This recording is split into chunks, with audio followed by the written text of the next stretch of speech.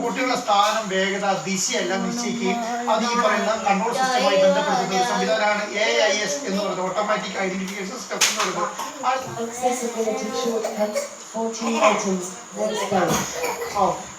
എന്താണ് അവർ ചെയ്യുന്നത്? ഉപകരണം വഴി നിശ്ചയിക്കുന്ന ഒരു സംവിധാനമാണ് ഈ പറയുന്നത് EMS എന്ന് പറയുന്നത്. പിന്നെ എന്താണ് മറൈൻ റെസ്ക്യൂ കമ്മ്യൂണിക്കേഷൻ എന്ന് പറയുന്നത്. വലിയ അപകടങ്ങൾ സംഭവിക്കുന്ന സമയത്ത് പെട്ടെന്ന് അവരായിട്ട് ഈ റെസ്ക്യൂവുമായി ബന്ധപ്പെടുകയും അവരെ അവിടെ എത്തിക്കുകയും ചെയ്യുന്നതാണ്. അപ്പൊ ഇതൊക്കെ നമ്മുടെ സംവിധാനങ്ങളിലൊന്നും ഒരു ഭാഗത്തെത്തിയില്ല. ഒന്നോ രണ്ടോ സ്ഥലത്ത് നടപ്പിലാക്കാൻ ശ്രമിക്കുകയും അത് മുന്നോട്ട് കൊണ്ടുപോയി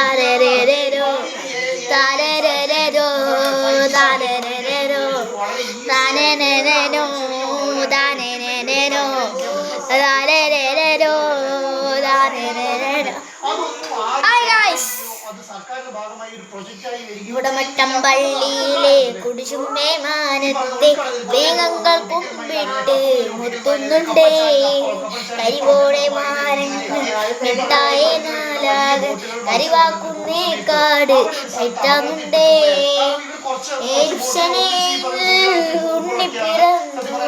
ഉണ്ണിപ്പിറന്നവനാണൻ വാർത്തലുമാ ഉണ്ണിക്കിരാവിൻ